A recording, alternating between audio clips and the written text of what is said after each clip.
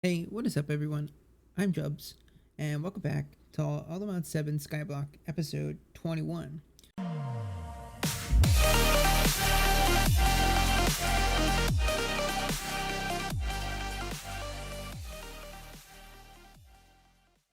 So, today I actually have a lot to tell you guys about what has happened since the last episode and what we're going to be doing today. So, since the last episode, we built our SPS machine and we started slowly producing antimatter at a very slow rate.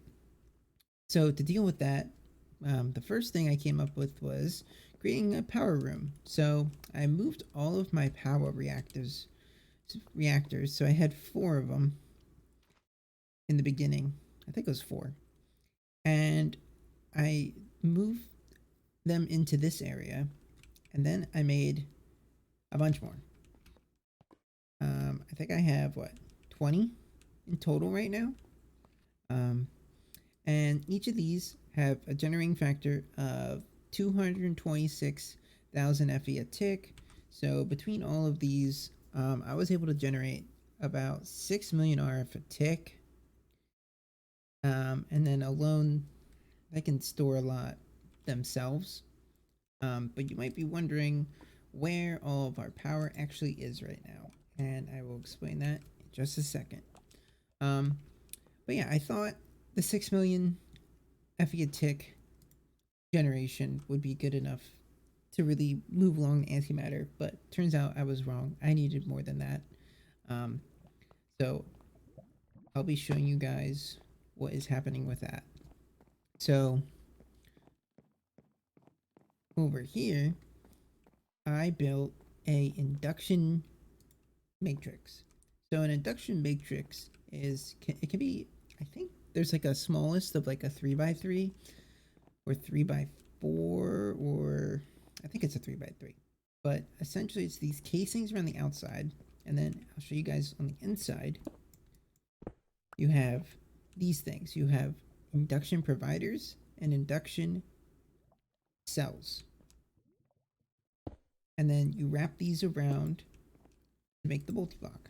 So, what the induction provider does is it allows you to have an input and output of a certain amount of FE a tick. So if I look at the ultimate provider here, the output rate is 52.42 million FE per tick. But then if you, let's say I grab another one, I put another one in my induction matrix, then I have 100 million RF a tick. Right? Or not 100. Yeah, 100. 100 million RF a tick. Right? And then over here, you have the induction cells, which is pretty much how much you can store. So one ultimate induction cell will give you 1.6 TFE. So I believe the T is for trillion. And then I don't know what giga the GFE, but so I can store 3.2 trillion FE. I'm in GFE, which I don't know what G stands for, but as you can see, it's like barely full. And then it also tells you your output and your input. So, like I said, it's supposed to be 6 million, but they're not, it's not perfect. So I'm only inputting about 4.2 million FE a tick. And then my output right now is at, I want to say roughly like 500,000 FE a tick. And most of that's just coming from that induction guy over there. Or not the induction, the centrifuge making the fossil fuel. But the other cool thing about this is you can actually set up a network that actually is on 2 channels. So I can now have a network that has an input and an output. So anything that wants to, because it's just one big battery, right? So you can have all of your inputting devices input into here, and then all of your output devices taking from the output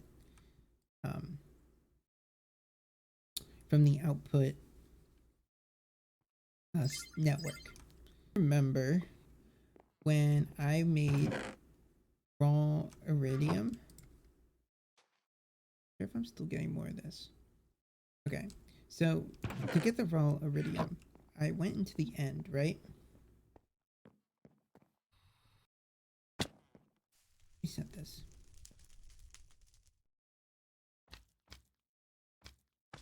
I went into the end and I placed down those, what call it, those laser nodes, right?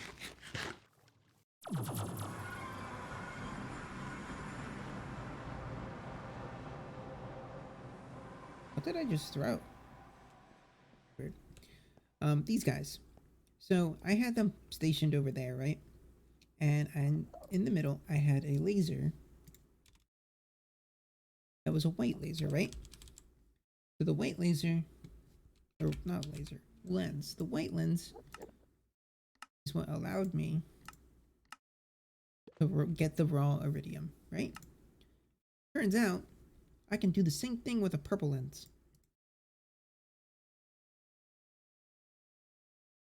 So if I take a purple lens, I can get raw unobtainium, and you can get it in your N highlands. How cool is that? So this thing is just void mining, and I'm gonna need more of these, of course. But it's just mining right now. It's mining obsidian and raw unobtainium. I'll definitely be getting more obsidian than the unobtainium, but that's okay.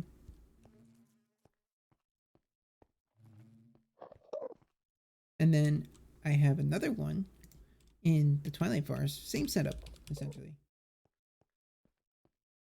For the yellow lens. And the yellow lens lets you get raw allodemonium in the Twilight Forest. So that's really cool. And then I can take, I know it's slow, but it's better than getting the raw, like the nuggets from the seeds and having to fight the Gaia monster boss all the time. So I can just take the raw unobtainium ore, triple it, and there you go.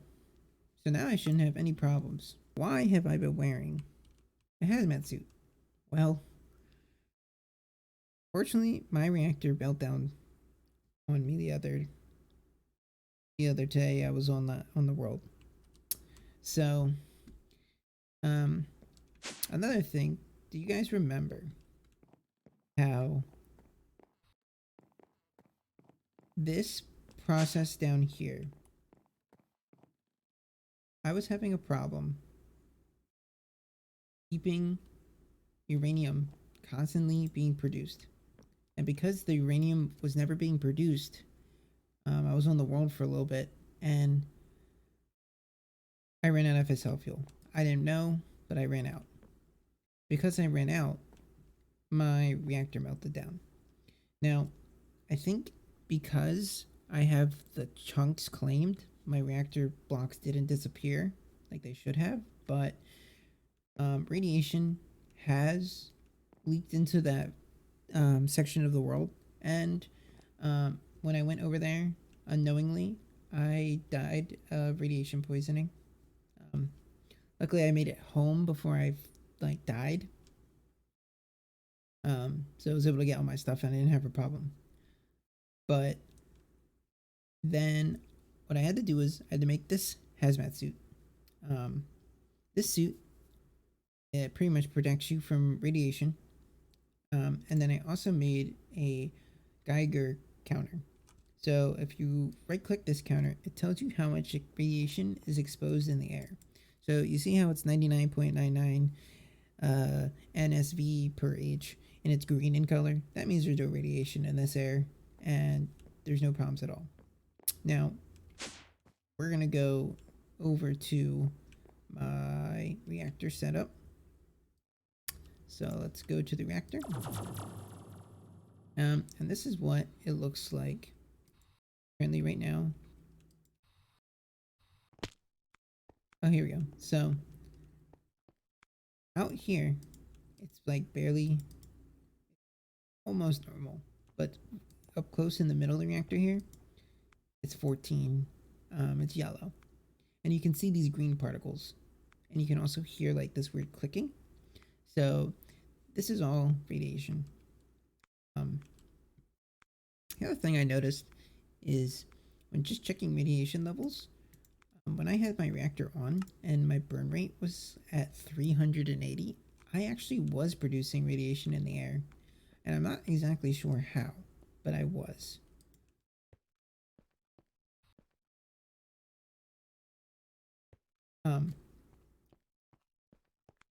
So that was not good, and hopefully that fixes it now. Now I probably have a lot of fissile fuel. Yeah, I have 33,000 buckets worth of fissile fuel.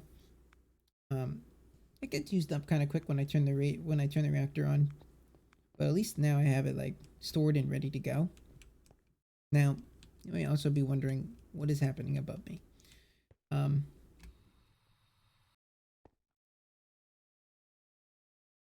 So above me, I built another power generator. So this thing above me, this right here, this is called a turbine, a mechanism turbine. So the mechanism turbine, I think it'd be like 18 by 18 by 18. Ours right here is 15 by 15 by. Unfortunately, I wish my reactor was 15, but that's okay. So this is made up of structural glass on the outside. You have turbine casing on the borders and on the floor. Then you have these things called a turbine vent on the top. And then in the middle, you have to have a motor. It's like a control rod in the middle, and then you have to place the wind blades. So my inside motor is 12 high, and then you need 24 of the blades going up the control rod.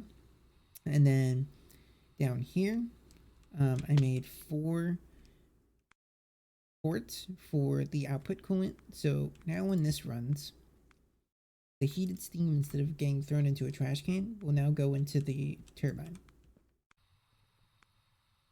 And then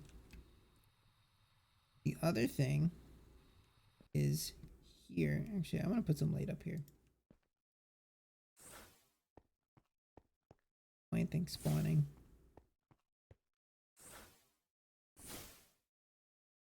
Oh, just fit.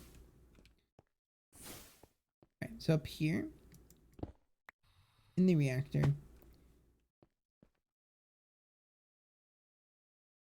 couple things.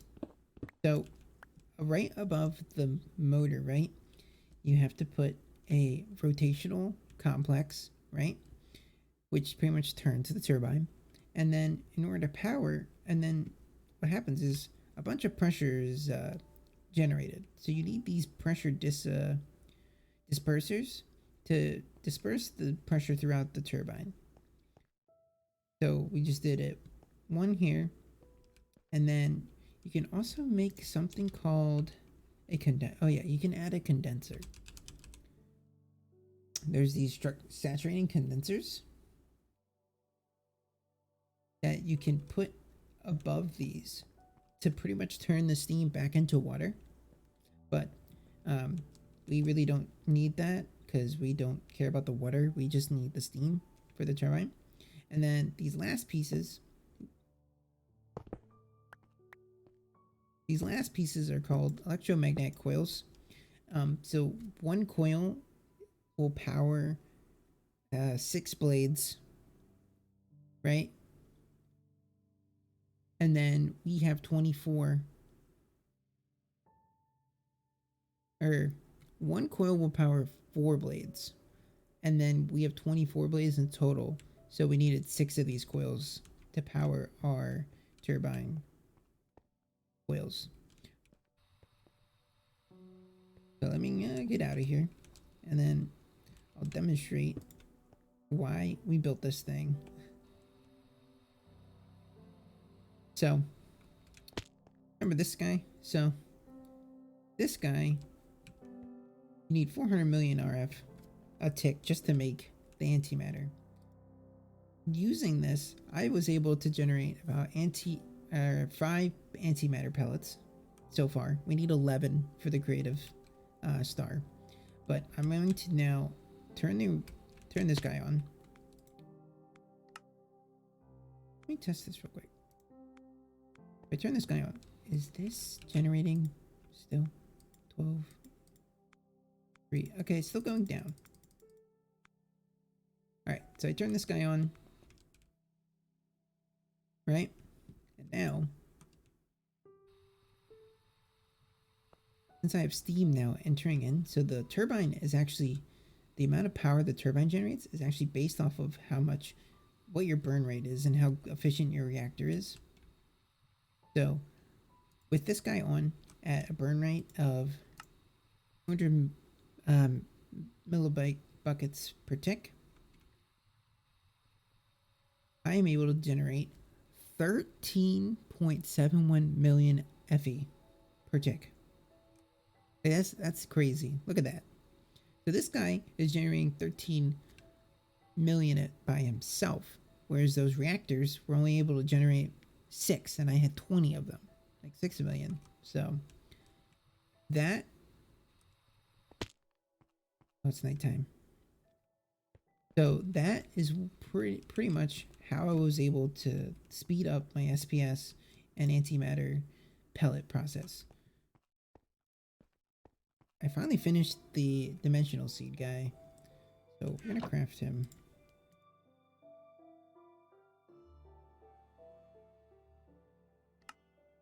Boom. Let me craft that guy up. Putting everything away. Then I'm gonna put this guy in my trophy room.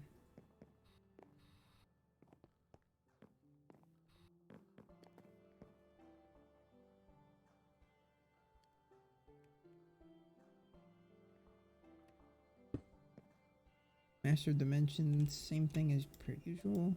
Whoa. I didn't think that sword would be that big. That thing's huge. Get that back.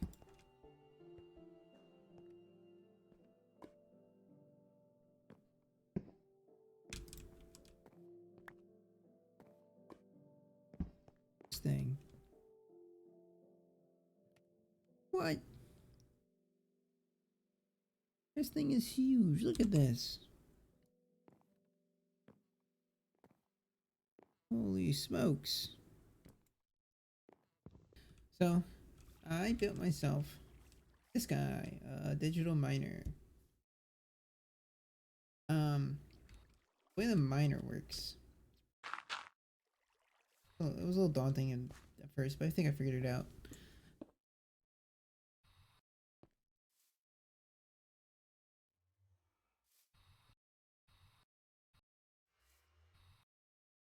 But essentially you have these green ports on the left and right side. So these are hooked up to energy. You have a chest you can put on the top. The chest on the top allows you to replace blocks, but for whatever reason I wasn't able to do that. And then there's a chest out here that will automatically pull. So pretty much the other thing you can do is, it looks like it finished, is set a configuration. So you can set its radius. It has a max radius of 32. So that means it'll be like 32 blocks that way, 32 blocks that way, and it will mine there. Also have your minimum height and your maximum height. And then the last thing is you can set filters. So for this, you can just put like, oh, mine only concrete or whatever. However, I didn't have the stellarite, right? So what I did was I went and I did it by mod. So the way is to do it is you just take from your forbidden stuff and you can just drag it here, and this will set it, oh, forbidden and arcana stuff only, right? So, and the only things that can be mined from underground There's this arcane crystal, 8 orbs, runes, and stellarite piece. So that just made, you know, my life a lot easier. Cool. So now we have stellarite, and I can put all these away. Now we can work towards the next stuff. So let's go home. Again, I got 35. Enough. So I have a soul. I have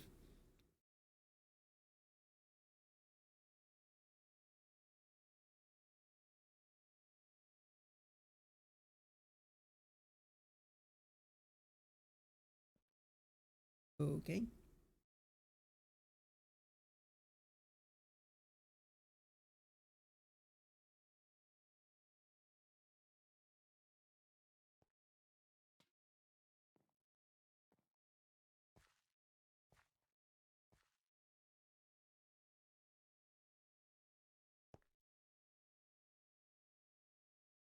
Okay. So I think I have everything ready now.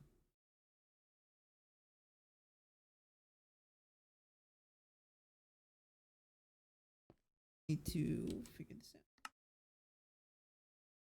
Gavel.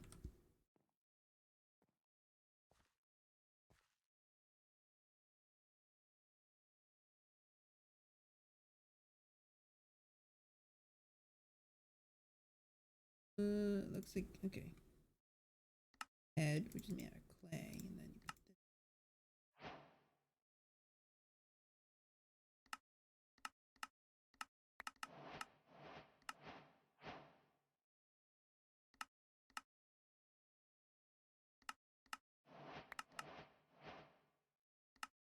Okay, so I can make this. So you put a diamond in the middle. Orb, stellarite.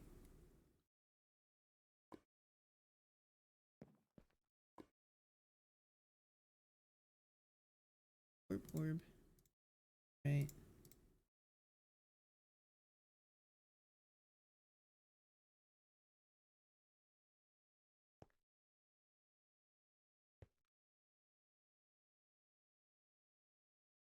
And then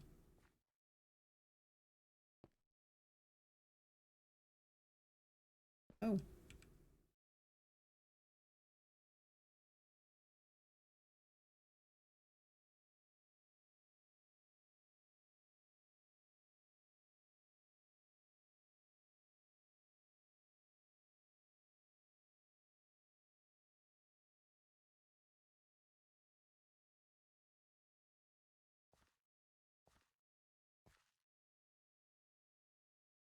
Yeah, I don't know how long this is gonna take. Okay, draining it.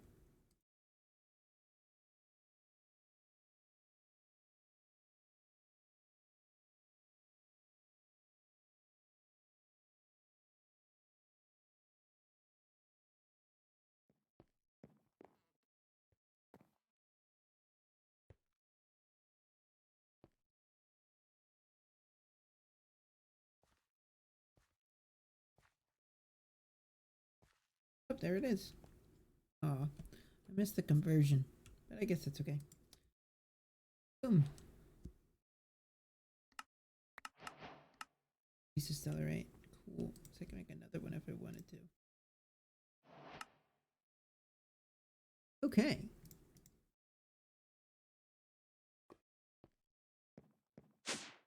Now, if I take this stellar, oh Stella, I thought this only had one use. Oh yeah, it's like out of. If I take this with.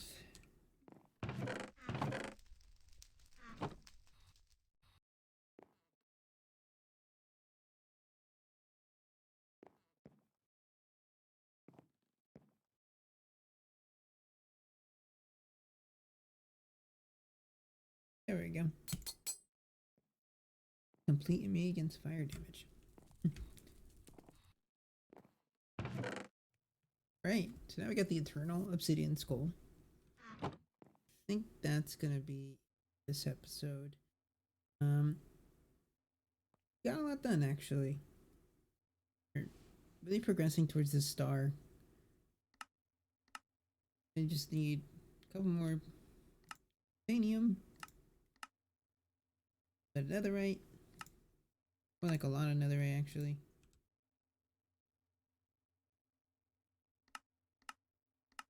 Only a little bit of uranium, and pretty much just a few ender pearls. Not a few, but not that much. And then, so we'll try and get these done, and then post this. We will get into the Patrick Star. I want to do the Patrick Star last because I never played with Create before. I gotta learn it, and then I also have to get all these concretes, make all these crafters.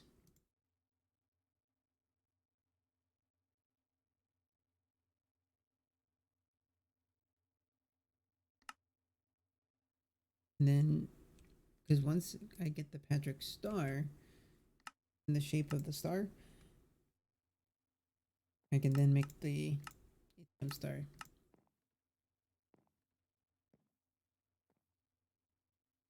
JK. Dark matter blocks, but honestly, that's not that bad. Oh yeah, and I also need, okay, the 28 unobtainium aluminium alloy blocks.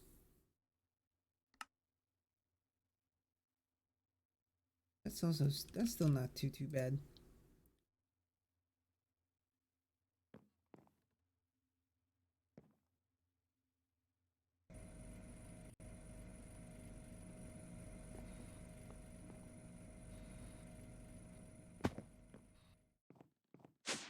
So yeah. If you guys liked the video, please like and subscribe. I'll see you guys next time.